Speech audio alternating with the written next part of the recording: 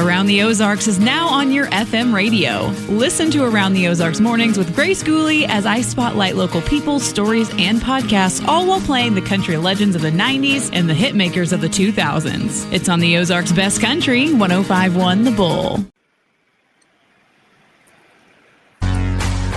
It's time for Around the Ozarks sports scene, brought to you by Colton's Steakhouse, Thompson Sales, and Deadeye Gun and Pawn in Sparta. Here's your host, Scott Purrier. Welcome into another edition of Around the Ozarks sports scene. I am Scott Purrier. As always, big thank you to you for tuning in this week as we talk sports and whatnot around the Ozarks and beyond. And today we're going with Father's Day coming up this weekend. I thought, what better time to do maybe a segment on how to be a better sports dad than this week for Father's Day. And then nobody better for me to talk about that with than Angie Wiley, sports mental performance coach. You Are Strong is her business, has worked with several area teams, Nixa football the last 2 years with Coach John Perry and his squads that have made it to the state championship game. Stratford girls basketball state champions in their sport, just a little bit of everything, and Mission baseball even here recently, University of Baseball. But we welcome in Angie Wiley. Angie, thanks for joining me. Hey, thanks for having me. It's great to be here. Always great to catch up with you. And I guess in summary, the problems don't get easier for young athletes these days with all the things around them. The pressure's increasing now with NIL and transfer portal and all that. Kind of give us the State of the Union address, the mental side of sports for our youngins. Yeah, well, so I work with, typically middle school through college. And so kind of hits in all of those ages. But yeah, I mean, the pressure is there. The pressure's real. A lot of the kids that I work with, they do have goals to go on and play college. So you see those pressures within the athletes and when you're talking to the parents. Most often, I think almost in almost all cases, I'm talking to parents before I actually spend that time with the athlete. So I do get to see the parent side of the sports pressure along with the athletes. And typically, I really encourage the parents to go through the program with the kids because it helps put them all on the same page, gives them the same language. And I really think it helps all of them to understand how to handle pressure and just handle that process better, and even in communication between them. Well, and I think part of this, because Angie does this so well and deals with it on a daily basis, but I was that parent who needed to be better back in the day.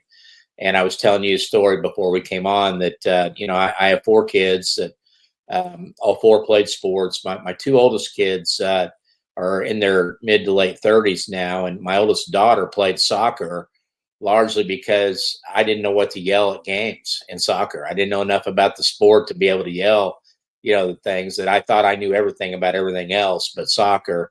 And, I was joking that she played on an undefeated junior high basketball team at Cherokee her last 2 years, 7th and 8th grade both, and had some great footage, but I'm afraid to pull the film out because the audio on it made me realize what an idiot I was. So, and then my oldest son was a catcher in baseball, wore that gear for 60 games a year, which were too many back then in 100-degree heat. And I was the dad back behind the backstop that literally could not avoid saying something on every pitch to my son. You see that now, and I guess I'm your poster boy for everything wrong with parents that use sports right now. So go ahead and let me have it, Angie. Just tell me how long. I would say that is one of the top ones is parents trying to coach their kid from the sidelines.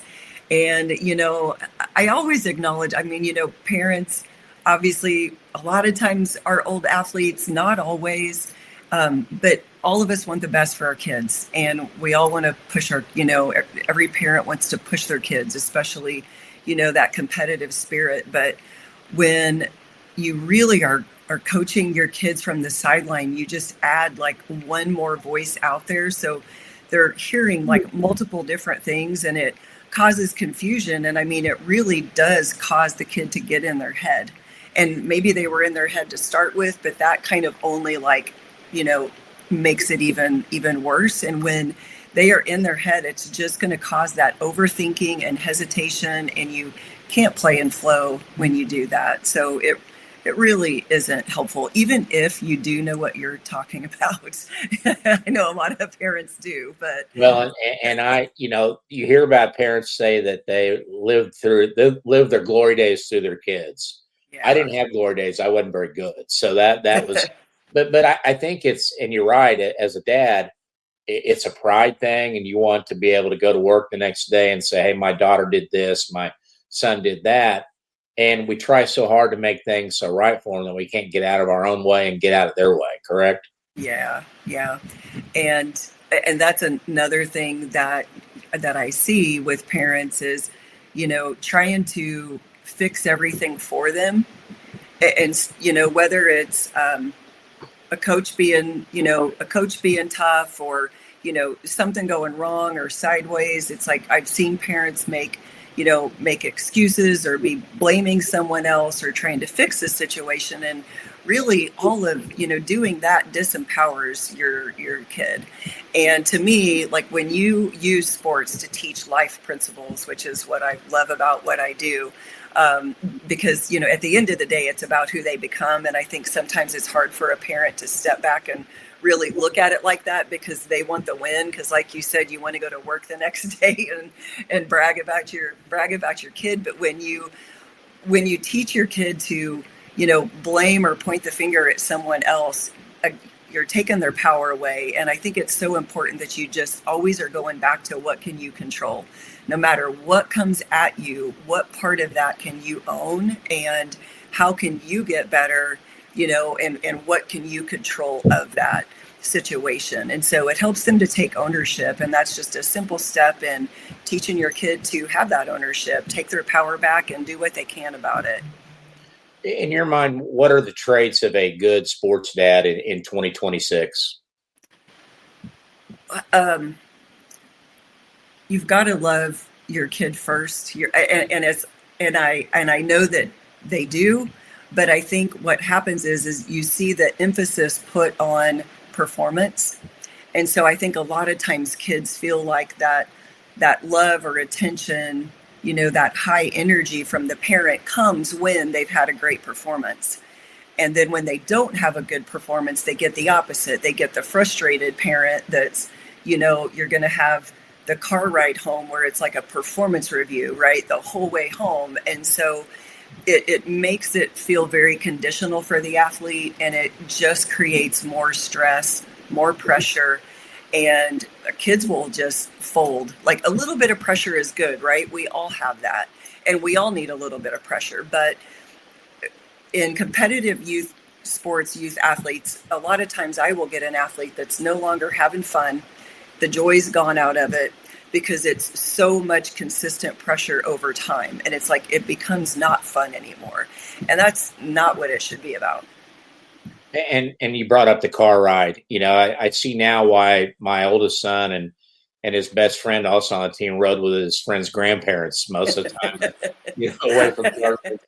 Not only did they stop and get ice cream, but they didn't have to talk and review the whole thing. What should a car ride be like for dad and athlete? The thing is, most athletes, if they feel like they didn't play well, as humans, our brains will go to what went wrong, where did we mess up? So that athlete is already replaying all of that in their head. And when they do that, it can cause the confidence to drop, especially if they've had that tough game. And so by a parent, a dad, compounding that by really hitting on everything that went wrong, I will tell a parent to flip it, because that creates a low state. You're never going to play well from that low state. And if that's all you're talking about, you're going to leave your kid there. So you've got to help bring them back to a higher state where they feel like they can get their confidence back and they can bring themselves out of that place. And so I like to call it the bounce back. Like, how long are you going to stay there? So a parent can really take a role in helping bring their kid out of that by saying like, hey, I know that you may be a little frustrated, but let's talk about what went right. Like, what were some of the things that went right? And then you're helping the child to control their focus bring their focus into when things go right, you're going to start kind of climbing that emotional ladder where you're like, okay, I'm not as bad as I just beat myself up about. And then the other thing that you can, do there, it really is kind of asking questions, right? But it's positive questions, not those negative ones. What did you do well? And then when the mistakes did happen, it's like, I know you were frustrated over this, but what did you learn from it? And how can you get better from that? And how can you grow? And so you're really, kind of giving the kid that, again, control back so that they can grow through the mistake. And the mistake's not the bad thing, because you're always going to make mistakes. And, I tell kids all the time, I never played a perfect game, even though a lot of us old athletes like to look back and think that we did. But, there's just no perfect games. And so it's learning to just bounce back from those mistakes instead of sitting in it. You come from an athletic background yourself, played basketball, stand out at Buffalo High School, I believe, correct? Yes. And then on in college and finished at Pitt State. How much of what you're trying to get across to parents now were you going through yourself as a parent of athletes, in their early stages? And is that kind of what spawned You Are Strong? Is I want to learn more about this and how to help other parents handle it? I actually think it started when I was an athlete myself, because I saw how much the mental game either worked for you or against you. And so I think I got really fascinated with the power of the mind early on. And then that's just probably where my passion is. So it's what I read, it's what I listen to, it's what I've studied. And I kind of always had that question. And, this was 30 plus years ago. I was looking at sports psychology, and they looked at me like there's no jobs. And then you can look at the space today, right? But so it's like I've always had that interest there. So it really never went away. I started it part-time when my kids were playing sports. And so, I was still just like, okay, I've got to do something with this. Were you the good parent as opposed to my bad parent? Probably, yes. I would say I was the parent that my kids would want to ride home with because sometimes even dad was intense and, was passionate, competitive. And as much as, it's like it's a positive thing because you love your kids so much, but it works against you. How much does it, and I know it's not good for any age, young athlete, some of the things we talked about, but is it really important, especially early on? Like, I know you start at maybe some 9-10-year-olds maybe at that age, but how important is it, especially in the early stages, to keep them positive and really loving what they're doing? I think that it's everything, it's like, you've got to love what you do, and they're kids and they're playing games. And it's like, I think if they're not having fun anymore, it's kind of time to take a step back and evaluate what's going on. Because at the end of the day, most of these kids, even if they're playing in high school, the majority of kids are going to be done playing at the age of 18. And then if they're lucky enough to go on and play college, they're still done at 22. So it's so much more important that parents remember that you're building, you're building the person. You're not building an athlete, right? And we all want to win. We all want the success, and it's so much fun. But again, it's like, what are those principles that you're, teaching them? The grit, the resilience, the bounce back with mistakes, like that kind of stuff is going to carry on through life. And of course, harping on them about getting outside and practicing, getting better at this because you're not good at it. That's not good either, right? Not said like that. Yeah, exactly. Yeah, you could encourage. The snide remarks are not helpful, correct? Right. Yeah. What are some of the most, as they get older, I know you deal mostly with, you've dealt with adult athletes, but as they get older and they get into their teens, what are the most common themes, when somebody seeks out your coaching, your help, and you get them for the first time? What are some of the common things you see among those athletes? It really is athletes who, kind of in athletic terms would say they're in a slump. That's when they come to me, right? When things are going well, that's not when I get them. So I typically get them when they feel like they're at the bottom, they can't get out of it.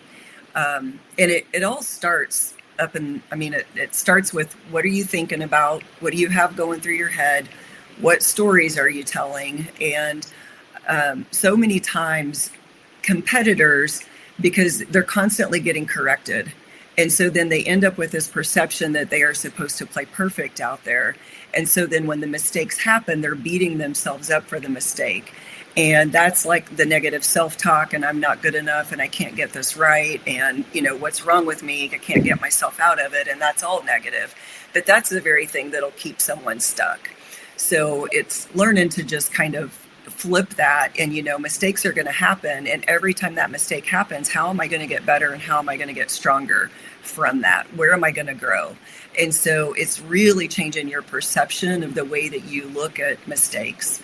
And you build off of it. And when they can start changing that perception and the way they look at those things, they start to change the way they feel. And when you change the way you feel and you start feeling better, your confidence starts coming back. That comes out in your performance. And we touched on them earlier, but how much different is this environment now for these kids versus even 5-7 years ago? I mean, it used to be parents were really pushing because they needed that kid to get an athletic scholarship. We're spending all this money on travel ball, and we're going to these major cities 8 hours away, flying to cities, whatever, but we need to get this reimbursed to us in a scholarship. Well, now you're talking about NIL, and they get a scholarship and money. Have you seen athletes now that's just another layer onto it for the pressure for them? Yeah, it is, and it's kind of hard to get away from that. Because it's just the reality of it. So. Do you give them advice on dealing with social media? I talk about social media in terms of, because a lot of kids are looking at it, and the immediate human thing that they want to do is compare themselves. And this person has that, they've got that scholarship, they're going there, this kid's, going there, and it's like, or, it becomes a comparison game. And anytime you are comparing yourself to someone else, you are almost always going to feel less than. And so in those terms, yes, like you have to be very careful with that. And even if it's not social media, sometimes, you hit the higher high school years and you've got, teammates that have signed to colleges and nobody's looking at me. And where am I going to go? So then you've got parents stressed out because their athlete doesn't have a place yet. And then the athlete is stressed out. But again, it comes back to mindset and how you're looking at it. And you've got to shift it, and you've got to shift your perspective, because if all you do is layer on pressure and make it worse, it's going to hold you down in a low state, and it makes you tighten up even more when you're getting out there trying to perform. So it's like it works against you if you're not careful with it. Can you talk to a young athlete and quickly pick up on whether burnout is maybe a problem ahead? Yeah, and a lot of that to me, it's signaled in the level of happiness or joy that they still have or don't have in their sport. And I've started working with athletes that, my first call or two with them, they're in tears, because they're done. And I've talked to college age athletes who at that point feel like they're trapped, because they're paying for school, but they're miserable. Yeah. But I will say I worked with one for several months and totally flipped the perception and turned it around. Her situation didn't change, but her mindset changed, and she actually got her happiness back. So that's a big thing. Without getting into detail, how do you do that? What is your method for bringing kids out of that funk and that burnout on the brink of it and getting them back to have joy again? Yeah, it is. It's a process. Right. And I tell kids in the beginning, it's no different than when you pick up that ball, maybe for the first time or whatever, and you've got to get the physical reps in. Your brain is very much like a muscle, and you have to train it, and you've got to train it daily. And it also takes time, because the way you think and how you respond to things emotionally, it's a habit. And so you just default to the negative typically when I get, and as humans, we default to the negative. And so you have to retrain your brain to default positively. So I typically work with athletes at a minimum of 8+ weeks because it takes 60 days at least to change a habit. And some of these athletes I work with over a long period of time, but it's a process of, I use all kinds of different tools. And so each training session that I have with them, they get introduced new tools to work on. And so we layer them. And it really gives them a toolbox to pull from. And at the end of the day, a lot of athletes have even said, and it may sound simple, but they were like, you've completely changed my perception. And that changes everything. That's awesome. And how does your message change from working with teams like Nixa football and Stratford basketball versus an individual? Is it just a broader version of what you're talking about individually, or is it different? It is mostly just a broader version. Yeah. When I specifically work with teams, and specifically those two teams, they both did go all the way. And so you get into that postseason play, and we spend a lot of time on pressure and how do you perform at the top level under pressure. And so I extend my program out into kind of a postseason setting when I work with teams like that. That's awesome. Well, tell us about, I love your posts on Facebook, on your You Are Strong page. The only problem I have with it is you're always working out, and I get tired watching the video. I mean, I'm physically worn out by watching you run on the treadmill and things like that. So if you can do more walking and things that I can handle, that would be better. But tell us about kind of how you put messages out there and your website and how people can find you. Okay. Yeah. My website is youarestrong.com. It's all spelled out. And you can connect with me through there. My email's also on there as well. You can set up a call. I am on social medias, Facebook. I'm Angie Wiley, and then Angie Wiley, You Are Strong. And same thing with Instagram. Very good. And your sessions, typically, you said for an individual, you want 8 weeks, correct? I mean, that's kind of best case scenario, just because it gives us more time to really see that transformation of change. Obviously, I've worked with athletes for shorter periods, though, too. Yeah, and you're not like AAA. You got a flat tire, call Angie, right? Just that one time. There's probably a reason you got a flat tire. Need to work on the tire. There is. I don't think everybody understands that, though. I have gotten parents say this is a 911 call, and it's like, why did we wait till the last minute? Yeah. They're like, we're going into the playoffs tomorrow. I'm like, okay, let's see what we can do with this. When people call a plumber after hours, that rate goes up. I think there ought to be a little 911 right there. What about what's the youngest somebody's tried to come to you with an athlete and you just kind of shook your head and say, I don't know about this? So I have had more than one 9-year-old now, and I've taken them, but I took them because I told the parent they had to go through the program with them. And I was doing one-on-one coaching with them as well, but the parent was also right there beside them. Okay. So, because then the parent can help reinforce the training and the sessions. And they understand. Yeah. What about the other end of the spectrum? What's the oldest athlete you've worked with? Oh gosh. Well, probably like right out of that college age. Mm-hmm. Yeah. Okay. Yeah. Well, and we have two purposes here with the podcast, because you have a special event each summer, kind of really becoming a highlight of the youth baseball season with the Chuck Wiley Memorial Tournament. Kind of tell us about the tournament. I think it's starts the weekend after the 4th of July this year, correct? It does. This year, it is July 10th through the 12th, and it is in honor of my late husband, Chuck. So this is going to be the 7th annual tournament. We kick it off Friday night with, a big opening ceremonies. We've got a home run derby, bunting contest, bounce houses, cornholes going on. We feed the players. So it is a big, fun event, and that's held down at US Ballparks in Ozark. Mm-hmm. And then, of course, the tournament runs Saturday, Sunday. That's going to be held at Killian and Cooper ball fields, which is great. New turf. So we got to, it's going to be nice to have that this year. And then we've got the high school division that runs during that time too.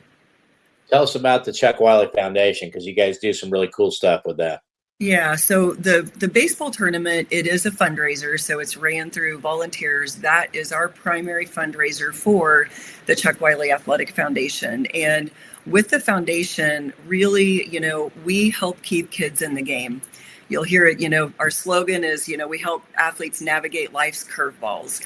And so what that means is athletes that are out there that, has a family that struggles financially, and athletics cost money.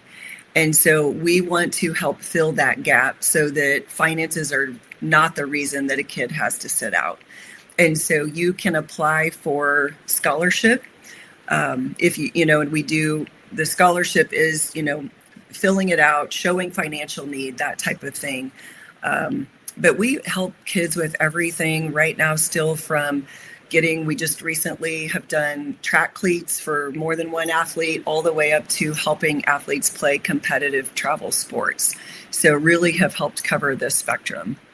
That's awesome. And you said Chuck was a competitive, kind of fiery type a little bit with he was, yeah. He had that fire spirit. Logan was a great pitcher at Kickapoo, pitched collegiately Division I think. Still doing the Grip and Rip League, is he not? He is. Yeah. Tryouts was last weekend. I think. So did Chuck get free counseling out of all those car rides or not?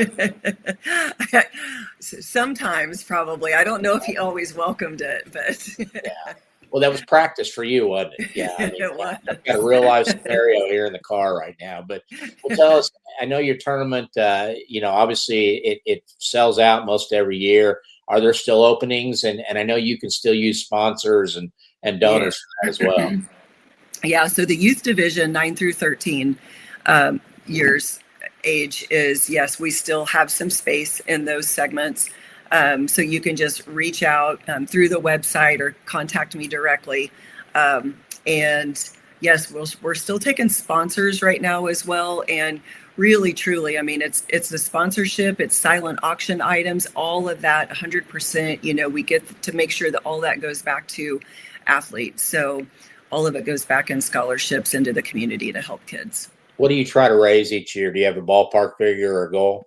We do. We kind of have had an average. I think we may surpass that average this year because we have had a lot more sponsors come in, but we typically clear around 30,000.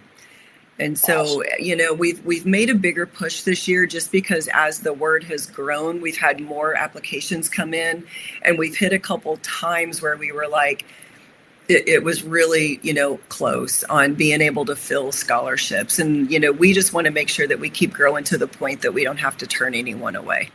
That's great. Well, and do you think now, because I've made this video with you, and if I show it to my older kids, it's a step toward forgiveness maybe of the way I behaved or not? I mean, I think it's definitely confession. It is. I feel like I should be behind like a wall thing talking to you on this too. But anyway, Angie, it's great. I love talking to you about this kind of stuff. And we're actually going to have you on the radio this week as well to talk about the tournament and some other things. But always appreciate your time. Yeah, thank you. Thanks for having me. I appreciate you getting me on here. Thanks, Angie. Okay. We'll talk soon. All right. Okay. Angie Wiley of You Are Strong, mental performance, sports performance.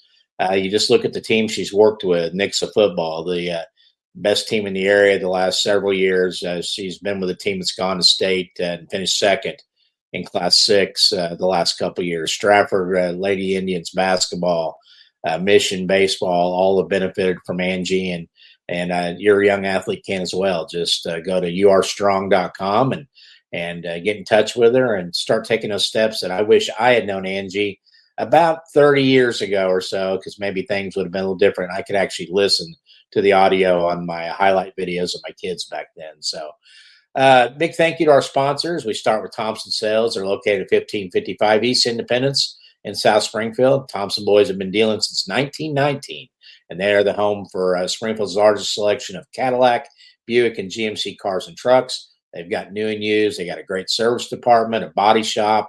Their body shop, like every body shop, was filled with hail damaged vehicles from about 3 or 4 weeks ago, but they got it done and got people's cars looking great and back out there on the road. And I've been a Thompson's customer since the early 80s because they treat you like family there. You go in there the first time, and 30 years later, you're just like you're going in and talking to family members and buying a car. They take care of you that way. So big thank you to Thompson Sales, Miles, Tyler, Alex, Troy, all the boys over there. And of course, Uncle Lynn, still there and still doing a great job of holding down the fort down there at Thompson Sales.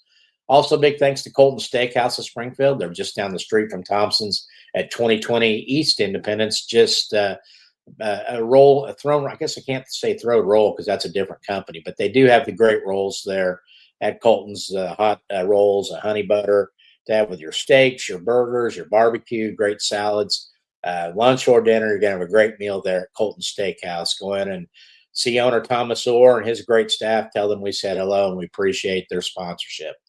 And then finally, Deadeye Gun in Sparta, our latest sponsor. Check out their store at 7483 Main Street in Sparta, or you can visit their website, deadeyegunsupply.com, to check out their full selection of pistols, rifles, ammunition, accessories you need for that next big hunt or target shooting practice. They've got it at Deadeye Gun in Sparta.